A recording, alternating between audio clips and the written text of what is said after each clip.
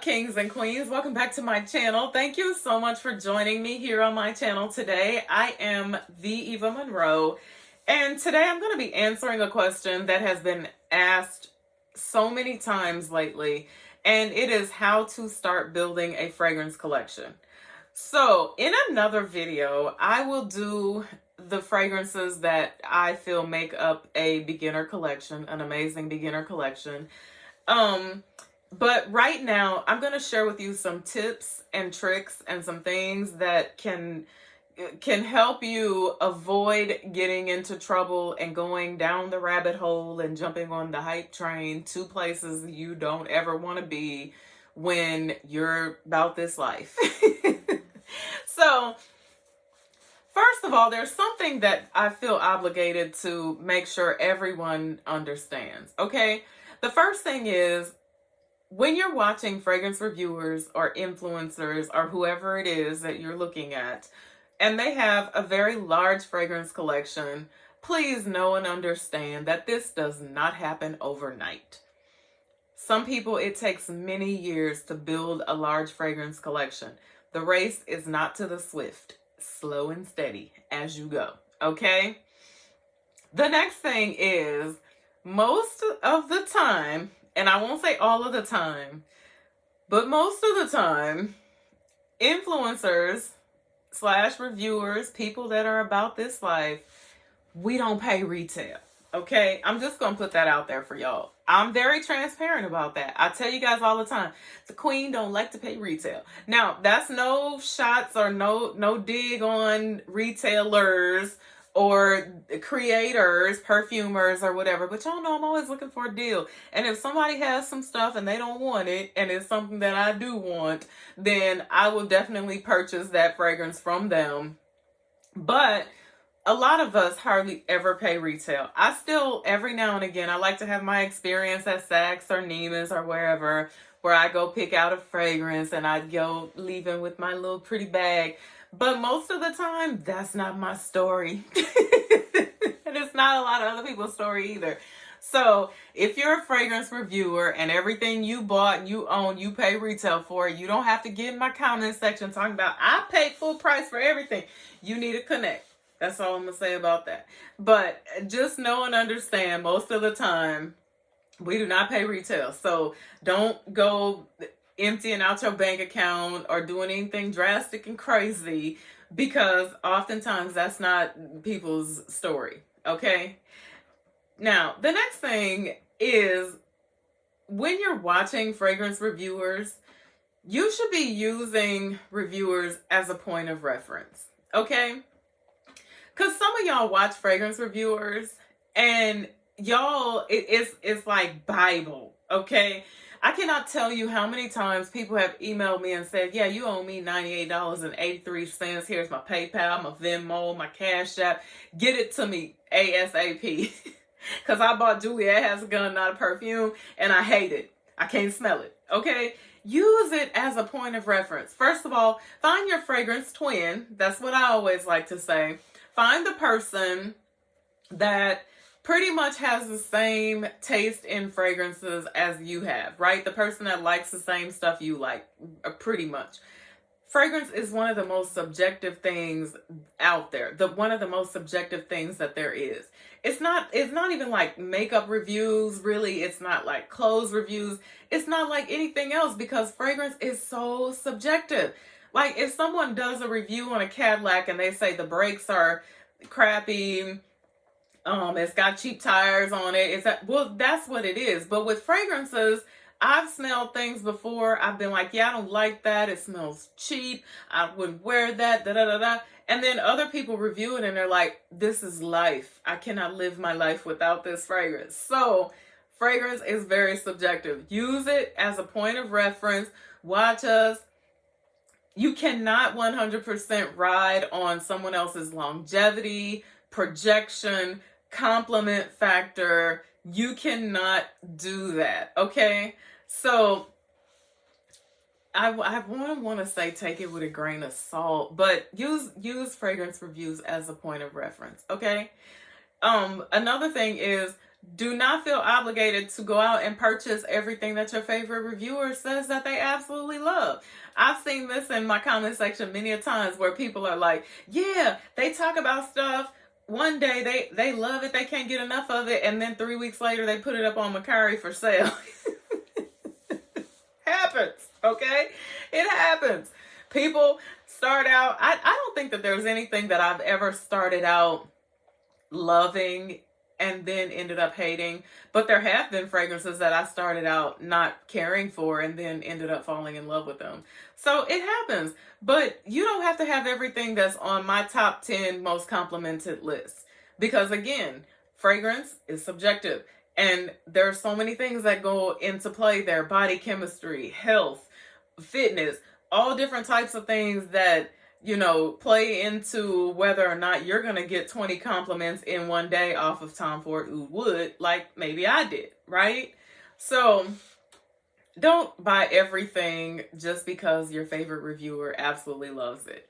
The next thing is you should always sample any full bottle that you want to purchase if it's something you never smelled before.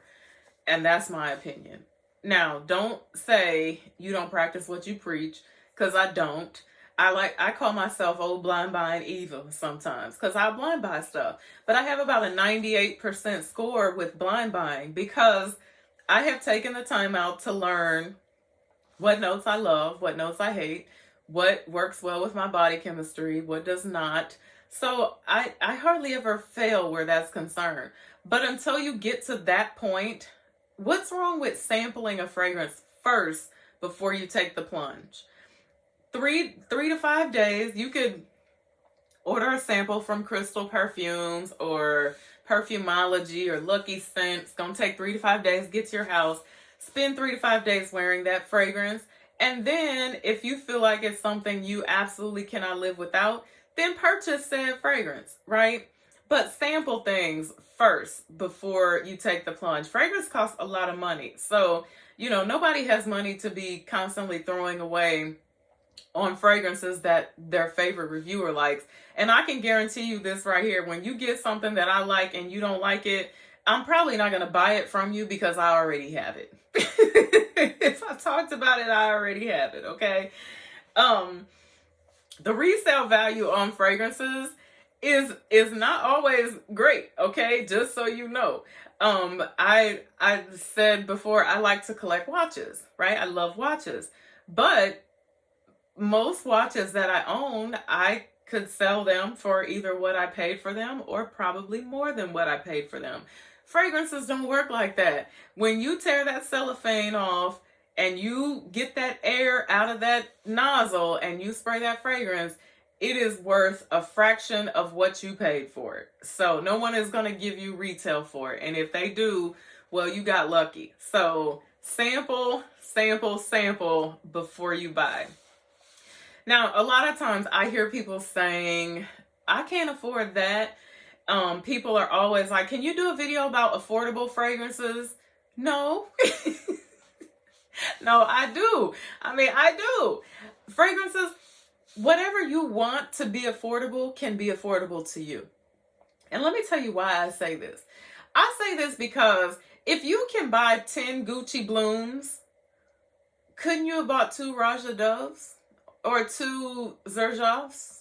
Or 2, BDKs? Or, yeah, you could have. So, quality over quantity. This was a mistake I made in the beginning.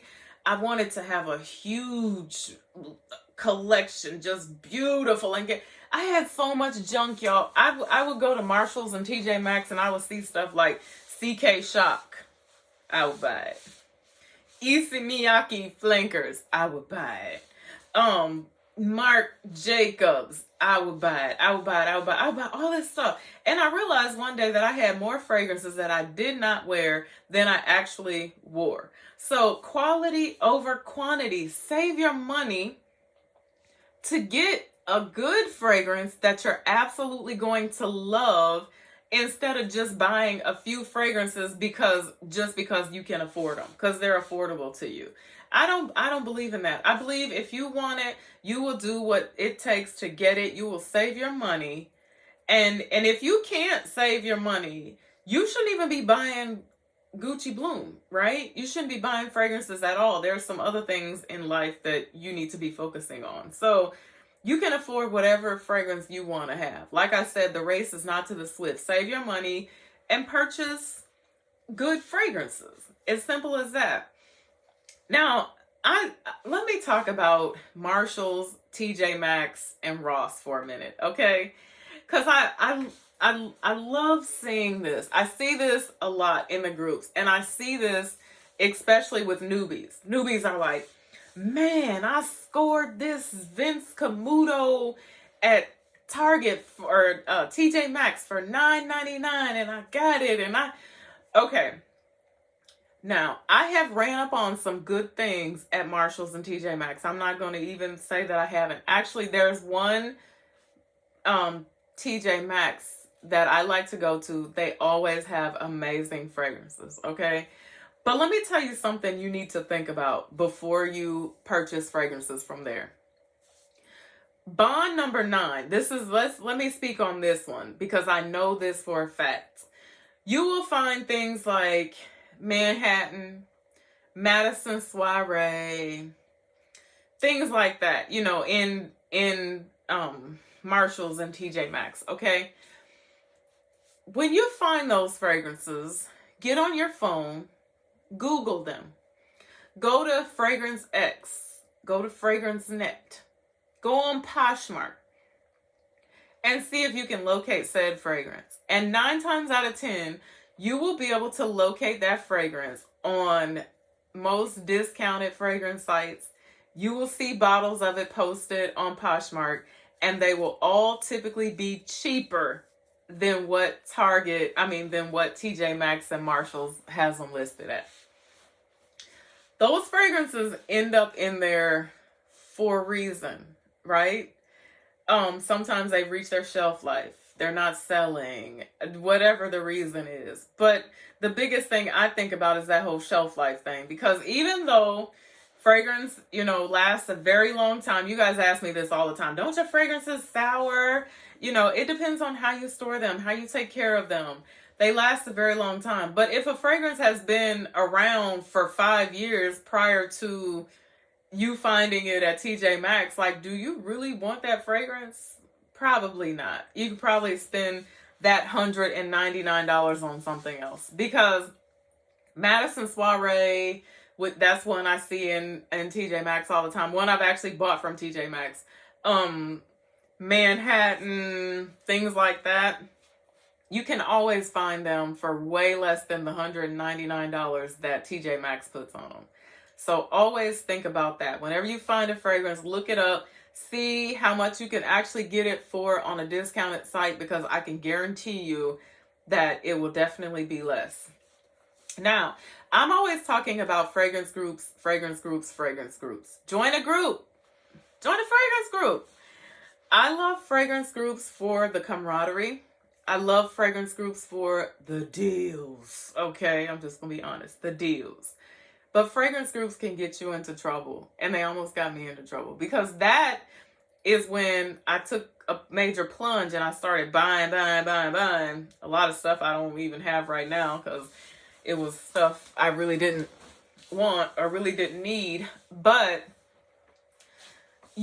practice self-control when you're in fragrance groups. Like, learn that you don't have to buy everything that someone posts just because it's on your wish list. Don't lay up in bed 1-2 o'clock in the morning like I used to a couple years ago, just scrolling and sending people money over PayPal for bottles.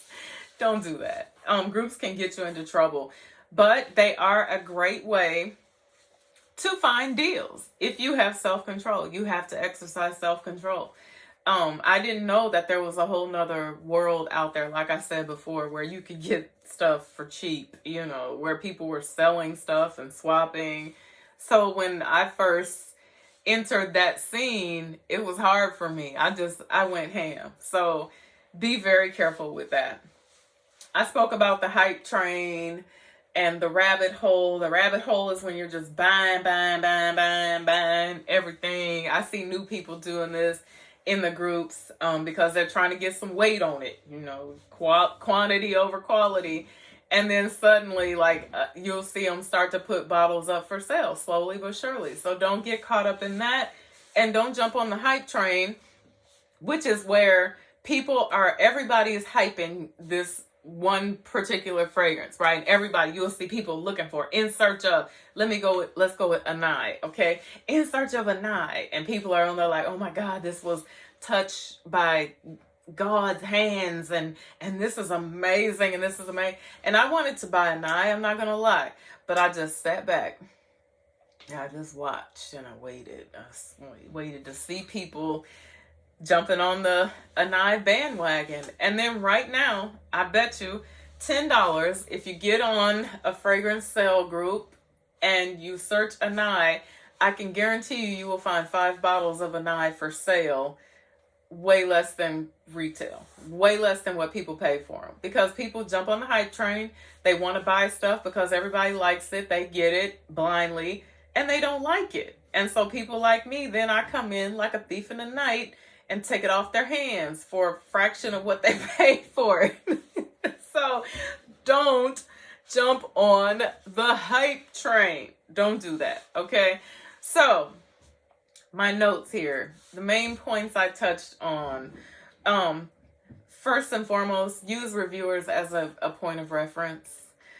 Sample your fragrances before you take the plunge. Know that most of us don't always pay retail.